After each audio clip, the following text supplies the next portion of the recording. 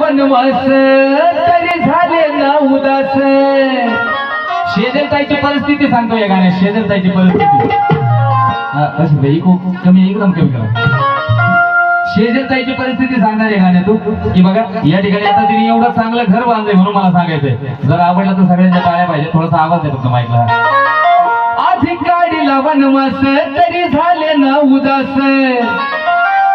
पण भक्ती माझी आली फळस. शेजारताई आता बाजूला बंगला मोठा खास त्या बंगल्याला नाव दिलं येल्लो माई निवास.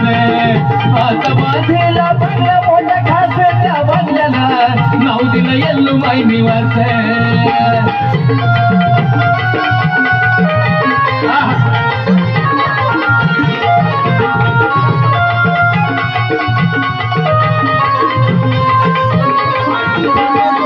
आधी काढीला वनवास तरी झाले ना उदास. आधी काढीला वनवास तरी झाले ना उदास. भक्ती माझी आली या फळास. हे भक्ती माझी आली या फळास. आता बाजूला बंगला मोठा खासा त्या बंगल्याला नाव दिलं येल्लो माई निवास. आता बाजूला बंगला मोठा खासा त्या बंगल्याला नाव दिलं येल्लो माई निवास.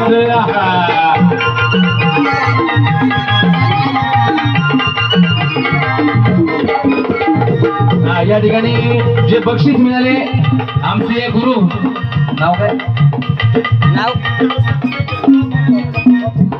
बापूमाई यांनी मला या गाण्यासाठी बक्षीस दिलं. जोरदार टाळ्या झाल्या पाहिजे आमच्या बापूमाईसाठी. आणि म्हणून त्यांना सुद्धा काय वाटतंय सपाथीला बंगला मोठा खास त्या बंगल्याला नाव दिलं येल्लो माई निवास.